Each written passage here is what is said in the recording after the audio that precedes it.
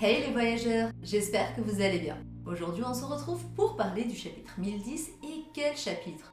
Il soulève de nouvelles questions auxquelles on va tenter de répondre ensemble. Mais avant de commencer la vidéo, toi cher voyageur qui passe par là, je te vois. Abonne-toi pour faire partie de l'aventure Locpause. Ensemble, on atteindra Loftel et on trouvera le One Piece. Sur ce, commençons la vidéo. Le chapitre a pour titre Haoshoku no Haki, soit le Haki des rois, ou Conqueror Haki en anglais. Il commence sur la chute de Big Mom qui se retrouve en danger vu que Zeus est bloqué et que Prometheus est coupé en plusieurs morceaux par Zoro. À cause de ce dernier, Prometheus n'est pas libre de ses mouvements. Même Law ajoute que Zoro est fou et dit qu'il ne serait pas surpris si tous les os de Zoro sont brisés. En même temps, ce dernier a subi une attaque des deux Yonko simultanée qu'il s'est pris en pleine face pour pouvoir éviter la mort certaine de tous les supernovas. Kaido en voyant ça réagit et dit que Big Mom est pathétique et qu'il va devoir l'aider. Ainsi, en laissant Luffy inconscient à terre, il se dirige vers Zoro en l'appelant le chasseur de primes et lui ordonne de laisser Prometheus aller aider Big Mom. Zoro est étonné de l'arrivée de Kaido, mais Law switch de place avec lui et attaque Kaido avec une attaque appelée Injection Shot. Une attaque qui lui fait cracher du sang à Kaido. Ce dernier attaque Law avec son Kanabo, mais Law se défend avec une attaque appelée Rideau et Kaido lui dit que son fruit du démon est vraiment gênant. Prometheus et Napoléon, libérés du joug de leur ennemi, utilisent cette chance que leur a offert Kaido pour sauter et aller sauver Big Mom. Zoro dit alors à Law que Prometheus va sauver Big Mom. Law lui dit alors de le laisser partir, il préférait que son plan échoue plutôt que quelqu'un meure à cause de ce dernier. Kit dit que c'est déjà suffisant vu que leur but était de séparer les deux Yonko. Il prend alors la décision avec Killer de se diriger vers Big Mom en disant qu'ils l'affronteront seuls. Le chapitre se concentre ensuite sur le sauvetage de Big Mom par Prometheus juste avant qu'elle ne touche la mer. Elle complimente Prometheus et se plaint de l'inutilité de Zeus. Prometheus dit que Zeus a toujours été empoté, qu'il se plaint tout le temps et qu'il ne fait que les gêner. Ce qui peut nous laisser penser que Zeus restera aux mains des alliés et sera récupéré par Nami vu qu'au final il n'est pas aimé par ses Nakama. Prometheus en profite pour faire une demande à Mama, une demande dont on ignore tout. Je vous ai préparé une vidéo sur Big Mom et son futur dans cette guerre. On en reparlera donc bientôt. Revenons à Kit et Killer.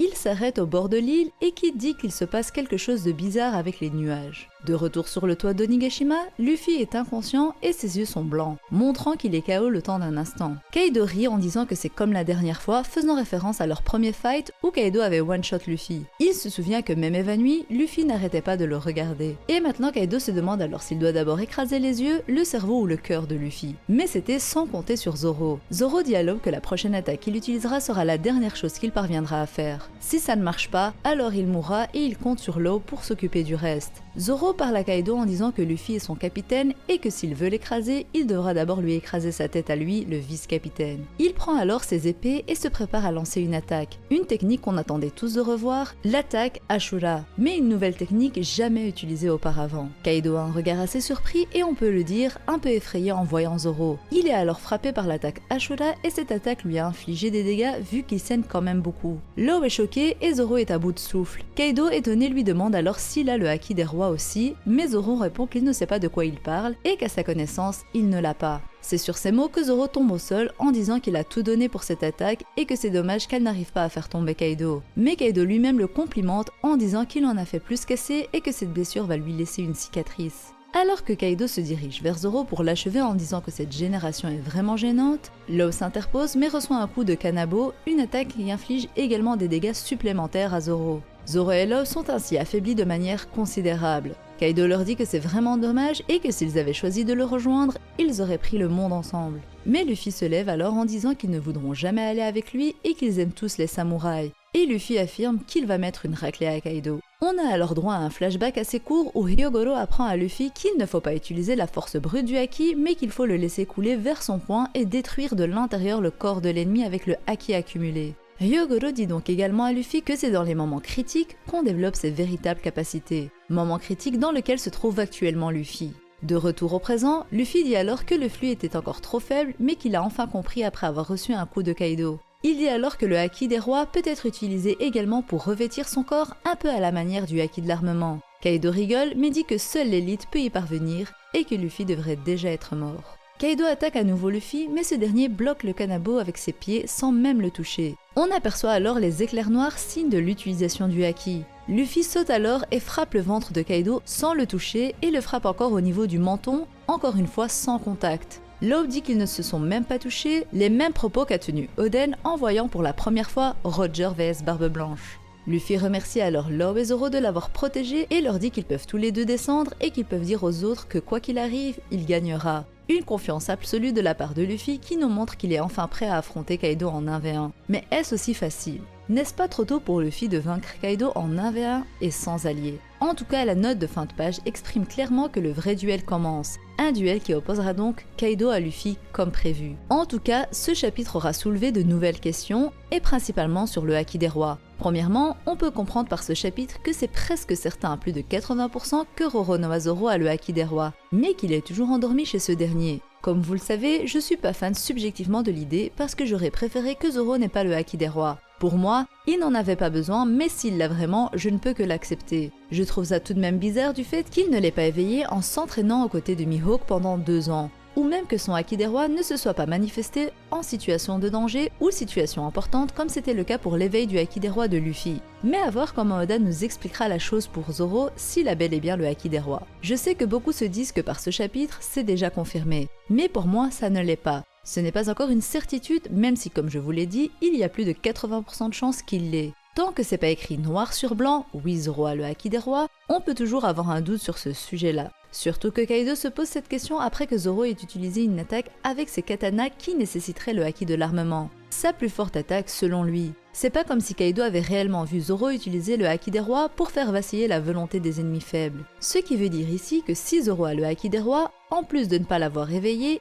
il l'utilise inconsciemment en enveloppant son corps, un peu comme Luffy le fait dans ce chapitre. Mais le problème, c'est qu'il n'y a pas les éclairs noirs, signe de l'utilisation du Haki des rois matérialisé comme on l'a vu avec Luffy et Kaido. Mais si c'est véridique, Zoro ferait partie malgré lui des rares personnes capables d'utiliser le Haki des rois de cette manière. Ce serait juste énorme, mais encore une fois, ce n'est pas confirmé. Peut-être que Kaido a senti autre chose que le Haki des rois, mais ne savait pas ce dont il s'agissait et a donc pensé automatiquement qu'il s'agissait du Haoshoku no Haki, alors que ça pourrait être autre chose. La confusion pourrait pourquoi pas être en rapport avec les lames noires. À voir, j'ai hâte d'avoir plus d'infos sur ça. Pour Zoro, comme je vous l'avais dit dans la review précédente, il est vraiment en mauvais état et ce chapitre le montre à nouveau. Cette fois c'est sûr, il descendra du toit avec Law vu que c'est une demande de Luffy lui-même, donc de son capitaine. Selon moi, il descendra et se fera soigner par Chopper, notre médecin de bord qui aura à nouveau un rôle important à jouer. Après s'être fait soigner par Chopper, Zoro pourra enfin combattre son véritable ennemi, ici King. Ainsi, on aura bel et bien un Zoro vs King pour nous montrer les capacités de Zoro face au second de l'équipage de Kaido. Il a déjà blessé Kaido et lui a déjà laissé une cicatrice, donc on peut penser que son rôle auprès de ce dernier s'arrêtera là. Du moins pour le moment. Mais selon moi, si Luffy a dit qu'il allait le vaincre seul, c'est pas pour que Zoro remonte l'aider alors qu'il devra affronter quelqu'un d'autre. Que Yamato monte sur le toit aider Luffy, je n'ai pas de problème parce que Yamato n'a pas eu d'adversaire encore digne de ce nom, et doit tout de même affronter son père, ne serait-ce qu'un moment pour laisser sa trace. Pour l'aube, selon moi il descendra du toit et se chargera de donner Zeus à Nami, qui aux dernières nouvelles fuyait Ulti. Nami disait même qu'elle avait besoin de foudre plus puissante pour vaincre Ulti. On peut donc penser sans surprise qu'une fois que Nami a récupéré Zeus, elle pourra avoir son face-à-face avec Ulti et la vaincre. Ensuite, j'aimerais parler de la remarque qu'a fait Kid par rapport aux nuages. Il a dit que les nuages étaient bizarres, et selon moi ça a un lien avec Luffy. Luffy était inconscient à ce moment-là et Kaido se souvenait de leur premier combat, mais si vous vous souvenez, lors de leur premier combat après avoir été mis KO, Luffy avait utilisé le Haki des rois tout en étant inconscient. Et selon moi, il a fait de même ici et c'est pour cette raison que les nuages étaient bizarres. Il y aurait peut-être une autre raison aux nuages bizarres, mais dans ce cas, elle serait extérieure et il serait difficile pour moi de pointer cette raison. Ça pourrait être pourquoi pas le présage d'une arrivée extérieure d'ennemis, ou encore ça pourrait être relié à la requête de Prometheus et donc au pouvoir de Big Mom. Vu qu'il parlait juste avant de l'inutilité de Zeus qui est un nuage, peut-être que la demande de Prometheus était de créer plein de homies avec les nuages pour remplacer Zeus qui était selon eux un incapable. Ainsi, Big Mom reviendrait en force avec une armée de nuages pour montrer sa puissance. Sinon, pour parler de Kaido, on a la confirmation dans ce chapitre que ce dernier possède le Haki des rois. Ainsi, on a déjà 3 empereurs sur 4 qui sont certains d'avoir le Haki des rois, ce qui peut presque nous mener à la confirmation selon laquelle Barbe Noire aurait également le Haki des rois. Dans tous les cas, Monkey D. Luffy est un monstre, et à un si jeune âge, il maîtrise déjà presque son Haki des rois et en découvre de nouvelles facettes. Il fait partie intégrante des rares personnes qui peuvent utiliser le Haki des rois en plein combat, ce qui a étonné Kaido dans ce chapitre. On a pu le voir par son regard. Kaido a d'ailleurs été mis au sol, un revers de médaille de la part de Luffy qui au chapitre précédent était celui à avoir été mis au sol. Personnellement, j'ai hâte de voir le vrai clash du Haki des Rois entre Kaido et Luffy. On a pu voir ce clash entre Roger et Barbe Blanche et Shanks, et également Kaido et Big Mom. Avoir la possibilité de voir un clash entre Luffy et Kaido, ce serait énorme. Surtout que cette fois, on aura Luffy qui n'utilise pas d'armes. Voilà, c'était tout pour moi, j'espère que la vidéo vous aura plu.